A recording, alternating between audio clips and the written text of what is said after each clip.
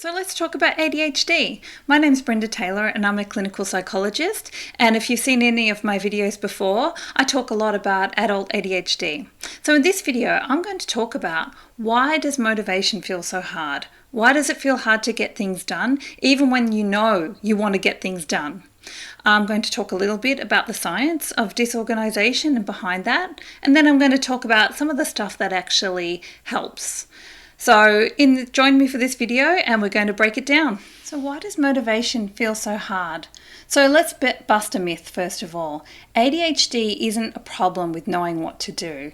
It's that you already know. It's just getting past that. It's like the brain's motivational switch is there. It just has some faulty wiring and it makes it hard to get started, to sustain attention and to keep That's going. Why understanding executive dysfunction becomes really important, because it's almost like you need to just find some ways around it through some planning, putting things in place that help you understand that you need to maintain interest and to have some structures around you that support you to keep going when things feel boring or difficult. So that's where dopamine comes in. It's one of the key neurotransmitters that helps us feel reward and helps us sustain and feel like activities are interesting or rewarding to us. So often with an ADHD brain, there is lower dopamine, and I'm sure many of you have heard that before. But that can be a key part of executive dysfunction. That's why sometimes you can get stuck scrolling on TikTok, for example. So sometimes people will say to me they're great at writing to-do lists. They've written all the to-do lists and there's a million things on the to-do list, and then they might organize that and then stop there because it feels like it's overwhelming, and it might feel like, you just can't even get started after that because there's just too many things to do on the to-do list. And it can also feel like sometimes the act of even writing a to-do list is actually doing the thing you want to do. So it's almost like you feel like you've done it now. I know that, in reality you might not feel like that, but it might feel like that the act of actually planning and organizing was enough for your brain, and it might trick you into thinking, okay, that's enough for today. And it might actually give you a bit of dopamine reward for actually just planning to plan.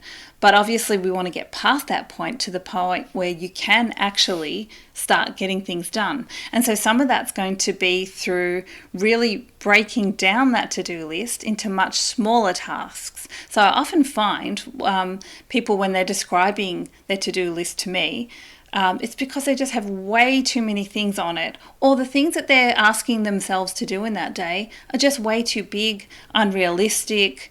And so it's really rethinking what it means to plan and have a to-do list. So when I talk about executive functioning challenges, it's about the way the brain plans, sequences, organizes, and executes tasks. So within a neurotypical brain, for example, you might think of a plan, put a plan into action and execute the plan.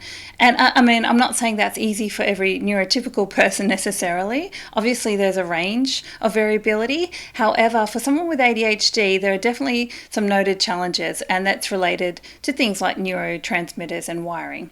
So for an ADHD brain, it might look at all the tasks that you need to do, and it might feel overwhelming, for example, or it might be difficult to break things down, or it might feel like I have to get everything done all at once. So often people might describe, okay, I start with my plan and I'm good at the planning part, but then you might either have trouble getting started. For example, if I was thinking of cleaning up my office, I might think I need to, to organise all my filing first, which would be true, but it's probably not the main part of actually cleaning my office. It might mean really what I need to do is, clean my cups and wipe down my desk and vacuum my floor. And those actually might be the most important things, but I might side quest into something else. So I guess it's being aware of that, how someone with ADHD might, operate and might think of all the things you need to do rather than just have a focused, prioritized plan. And that's often what can be, So if we're thinking about that, you might think of all the tasks you need to do and then feel overwhelmed. And then because of that overwhelm, often what happens is the person might shut down. And that's where you have that wall of awful where you feel like I can't even get started. And then the emotions come in, like you're remembering all the things you want to do, need to do, want to get done, and you just feel stuck. And so part of that is your nervous system being in that flight, fight, or freeze mode where you just can't motivate yourself to get past it. So I'm talking about all the problems and how hard it is to get started and what you need to do. So let's talk about actually what to do. So part of it I know is really simple in some ways. It really is breaking it down into the very smallest steps that you can do and build from there. So even if you really want to, say, clean your whole house, so if I'm thinking about cleaning my whole house, that feels really overwhelming. And I think, so I just think, maybe that's too much for today. So you might just start with one room, for example. You might start with the bathroom. If that even feels like too much, it might just be as simple as breaking it down into even smaller tasks. So you're trying to think of what is the lowest bar to entry that you can do to get it done. Because what you want to do is try to get some feeling of reward for getting it done. Now, it's obviously not always going to work. Sometimes you don't want to clean the bathroom. I mean, that's really understandable. I'm sure everyone can relate to that. But in reality, what happens when you don't clean your bathroom? And so sometimes you also need to think about that. Is that, how you want to live, for example? Or does it feel terrible to be in a bathroom where, there's stuff on the floor and, a bit of mold growing and things like that? So I guess it's trying to also create a bigger picture for yourself and think about not just in the moment and what's your interest, but also thinking about maybe what's rewarding in the long term. And that's the difference between sometimes getting things done. If you're overthinking whether or not you want to clean the bathroom or what that's going to feel like, sometimes you need to just be aware of that, center yourself for a moment, and then think about, okay, I just need to start.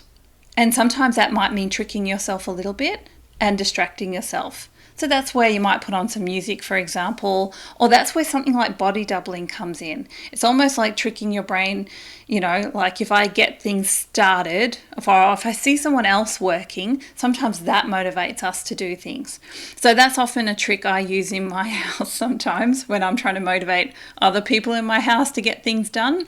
If I just get up and start, sometimes the natural sort of human instinct is to, all right, well, since they're working, I'll do some work too. So that can also be something that helps when you think about body doubling or other people that you live with, sometimes just modeling that. So if you don't live with anyone else, for example, that's where you might use something like, a body doubling service. Or, I guess, just even on YouTube, you can see maybe other people doing housework, for example, or, there's definitely shows, where they clean up, and I was watching one the other day, so you could put something like that on, and that might be enough to get you started, just seeing other people working and doing things. Another way to get things done is to think about externalizing everything. So that's where something really handy comes in, like cues in your environment. And when I'm talking about cues, probably sounds a bit, I don't know, psychological, but I'm really just talking about things that remind you to do stuff. So that might be something like a whiteboard, for example. It might be that you put up post-it notes around you or little notes to yourself. You have a written schedule for yourself. Those sort of things can help sort of like trigger your brain to think. It's almost like external executive functioning. You're not relying on your own internal one. You're looking at what have I written down, and it sort of reminds you to do that rather than just trying to rely on, your memory or your interest in things. So trying to, create an environment around you that reminds you to do things. So another example of that might be if you, for example, clean your house on Saturdays, and you might put your cleaning products somewhere that's really obvious to you, like, I don't know, put them on the kitchen bench on Friday night. So just seeing that might remind you that, yeah, I said I was going to clean, so it might just be enough to get you started. So making sure everything around you reminds you to do things can also help. Obviously that works with exercising too, like, putting your shoes by your bed, your exercise clothes. If you don't feel like socializing, I guess, looking at your phone, for example, and going through your messages, might remind you, oh yeah, I haven't replied to that person yet.